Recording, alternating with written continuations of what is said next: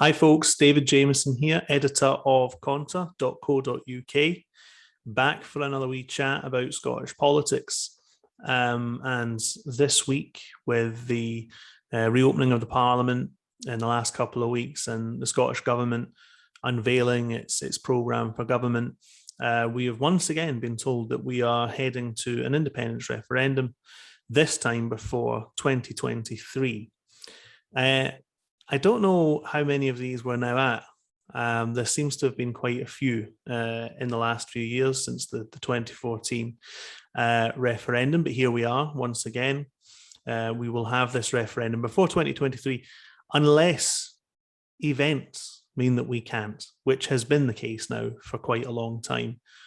There are always events, which means that things can't happen. So that's pretty open-ended in my book.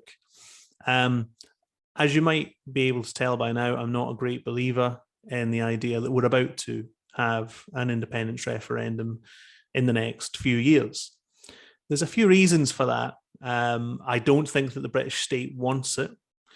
Nicola Sturgeon has insisted that she wants a legally recognised referendum and that no other route will do. In fact, she's been much more specific than that.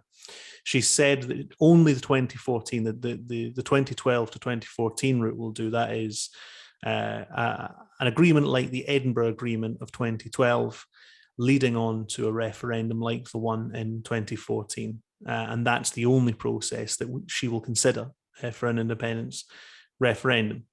So that places a huge amount of power in the hands of the central state, of the British state. And you've got to remember that the last few years have seen serial scares for the UK government on the referendums front. So first in 2014, where the British state won, got out of it what it wanted, but it was kind of a Pyrrhic victory because it created a big pro-independence sentiment in Scotland out of not very much, not out of nothing, but it raised that conviction from about a quarter of the population to under half, a little under half of the population, and made the national question the sort of determining issue of Scottish politics thereafter. Something that damaged the Labour Party very considerably, but also, helped to sideline the Tories and their version of unionism as well, and really split the country down the middle on the national question. So, as I say, a Pyrrhic victory. And then in 2016, the British state experienced a self-inflicted catastrophe with the Brexit referendum. There's a bit of mythology around this, but the British state absolutely did not want to leave the European Union. The bulk of the British ruling elite did not want to leave. The bulk of big business interests in British society did not want to leave. So as far as they see it, referendums are bad. And you've actually had a great deal of this since 2016. Constitutional experts, elements of the British state and civil service openly saying our system is not built for referendums. They are sub-democratic when involved in our constitutional arrangement. So I think from that, we can assume that there's not going to be any offers of a referendum forthcoming from the central state. That would only be half the story had the Scottish government not already indicated that the 2012 through 14 process is the only one that it will even countenance. But because that is the official position of the SNP, it is the whole story. The British state's intransigence is the big picture here. But truthfully, I don't think that the SNP leadership are moving towards independence in any other kind of wider sense. I suspect what the plan is basically that at some point in 2023, Nicola Sturgeon will once again request discussions on moving towards an independence referendum. And for the third time, she'll be knocked back on that request. Remember, Sturgeon has already requested such talks, first from Theresa May and then from Boris Johnson, and on both occasions, she's been told no. So I suspect she'll be told no for a third time.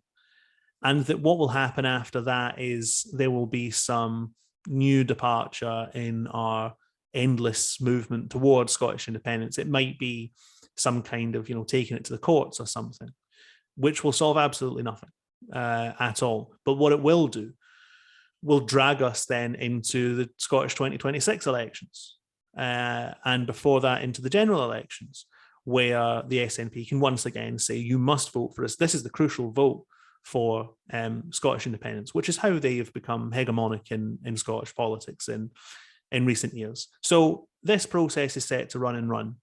I think if the SNP leadership really thought that Boris Johnson would say yes in 2023, I don't think they would ask, or at the very least, I don't think they would insist on a binary independence vote in 2023.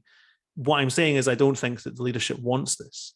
I don't even think it's in their view of events. I don't think it's in perspective. I don't think it's on the immediate horizon. I don't think that's how they think about this issue anymore. Sometimes when you say this, people sort of say, oh, so you're saying that Nicola Sturgeon is lying when she says she wants independence. Not all. And I think this is the aspect of this form of politics that people struggle with, because they see it as there's two choices here. Either Nicola Sturgeon is honest that she's someone who wants Scottish independence and, she's earnestly trying to achieve it, or it's a conspiracy and she's a liar and she doesn't want independence. There is a middle path that is the obvious truth here, as far as I see it, which is Nicola Sturgeon honestly wants Scottish independence. She believes in it. But she wants it in a particular type of way. Now, people don't like folk comparing Scotland to Ireland, right? And of course, in very many ways, we're talking about very different situations. Scotland is not a colony. There is no question of an armed struggle, right, for Scottish independence. And it's important that you say, these are very different national contexts, despite being neighbouring countries. The national context is very different. However, you can still draw some lessons from the way nationalist politics works by looking at both examples. So not quite 100 years ago, following the Civil War in Ireland, Eamon de Valera, who would go on, of course, to be the first president of the Republic of Ireland, was in a jail cell. It looked like his participation in Irish politics could be an end. When he emerged, he set up, or would go on to set up, Fianna Fáil, which would become the dominant party of Ireland for the Republic of Ireland for most of the coming century. He himself, of course, became a towering figure in Irish politics, and he set up Fianna Fáil in opposition to Fine Gael, or when it's complex, there's all kinds of factions, but the parties that would go on to become Fine Gael. And his principal arguments were for a republic rather than a free state, which had emerged from the post-Civil War settlement, and for the reunification of Ireland. He eventually set up a republic in name and became its president. But to the end of his life, not only was Ireland not reunited, but didn't really get any closer to being reunited either. And here we are, 100 years after the partition of Ireland, and the country is not reunified, and it doesn't look to me to be particularly close to reunification. I know that there's movement there in terms of the campaign to remove the border, but I all I'm saying is I think that still has some way to go, and I doubt that Republican opinion would disagree with that. Now, Eamon de Valera didn't achieve the reunification of Ireland, but he kept campaigning for it throughout his life. But I think anyone serious looking at that would admit that he kept campaigning for it without a serious prospect of it happening. Eamon de Valera never pressed the question so far that it could bring him into serious conflict with the British state. As part of the campaign to increase the south of Ireland's sovereignty, he engaged in the 30s in what became known as the Economic War, which was not unusual in the 20s and 30s. It was a campaign of pressure based on the kind of mutual withdrawal of economic engagement between Ireland and Britain. It didn't, I mean, it helped leverage some more Irish sovereignty in general, but it was a disastrous policy in terms of the economic life of Ireland. So much so that De Valera, I believe, ended up making speeches about how Ireland didn't want to be rich. It was the national virtue of the Irish people to live lives of humble poverty and so on, which, is very romantic, but I'm sure it was pretty tough going for the urban and rural poor of Ireland of the day. The reality of Irish power politics was that De Valera did not have at his disposal, through the Irish state, the capacity to overcome the British state's interests in the north of Ireland. And he was unwilling, and this is the crucial point, he was unwilling to unleash any potential democratic or popular forces that might press towards some kind of realization of the border question. In fact, he repressed the Republican movement in Ireland. Now, like I say, very different context to today in Scotland. But the fundamental problem of power politics is still there. De Valera was unwilling to challenge the status quo in his corner of Europe, and indeed in world politics. He very much wanted to be the big statesman. And that meant that the reunification of Ireland was always something that was taking place on some distant historical horizon. One day, one fine day, Ireland would be reunified, and De Valera and Fianna Fáil's promise would be, consummated. And for so many years and decades, he used this idea to mobilize the party faithful, funds, electoral victories, votes, so on, the party's prestige, its newspaper circulation, everything. And this type of parapolitics is not uncommon in modern politics at all. Think about social democracy. For 100 years, social democracy across Europe was forever moving towards socialism, but never achieving it. And it was forever moving towards socialism, even when it was moving away from socialism. So this kind of quasi-fantastical political program, not uncommon in nationalist politics, not uncommon in kind of left-wing politics. It's not uncommon in different ways on the right as well, to endlessly hark on to some golden age that never emerges, never finally arrives. So that's the sense in which Nicola Sturgeon's not serious about there being an independence referendum and fighting it and winning independence in 2023. It's not that she's a total cynic and she rubs her hands in glee once every few years when she makes these declarations and says, I've duped them again. She believes in it, but she's overwhelmed by the institutional forces arrayed against her. The only way out of this would be a very different conception of what pro-independence politics meant, which is a mass movement that you can't necessarily control, willing to confront state power, and largely disinterested in what the quote-unquote international community is saying about things. This is apparent and when she says, look, we need a process, a referendum process, an independence process, which will be respected by the international community. Who is this international community? It's the European Union. It's the United States. It's the British state itself. They're the international community. So we're talking about big power politics again. We're talking about the rich and powerful. We need to do this in a way that the rich and powerful will respect. And that means it might not happen. Because by and large, the rich and powerful, the big power brokers, the European Union, the British state, the United States, they don't like this stuff. They don't like Scottish independence. Barack Obama opposed it back in 2014. I think people have written some counter histories about how the European Union secretly wanted Scottish independence or want it now because of Brexit.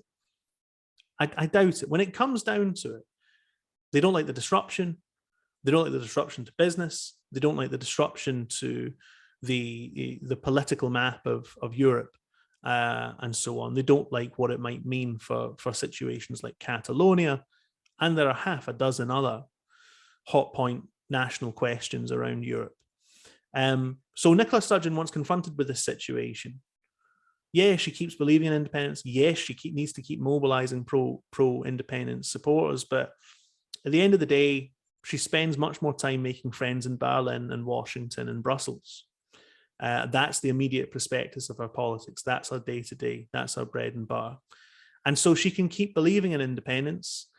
And, I dare say it doesn't trouble her, that much. And she can keep offering it, and she can keep telling herself that she's earnestly moving towards it. But this type of half real, half fantastic politics is where we're at right now.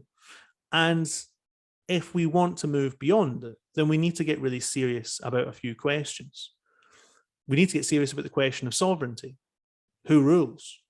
And in whose interests? Which you would have thought is the fundamental core of a nationalist politics, but actually that's easily confused. You hear it all the time on the question of the European Union. You get people saying, Scotland would not lose its sovereignty to the European Union if we joined it. Without a class analysis of that, it's meaningless. You and I would lose sovereignty if Scotland joined the European Union. But people like Nicola Sturgeon and the people who run our big businesses and banks would not lose sovereignty. They'd gain access to markets. And so ultimately, when we're talking about sovereignty and power and democracy, we're talking about social class. The SNP's half real, half fake quest for Scottish independence is ambivalent in that way because of the body of class alliances that it's based on, because it's based on a series of class alliances between big business and big state power in European and Western society. That is at the heart of why we're on this constant treadmill with independence, and we're forever moving towards it, and it's forever moving away from us.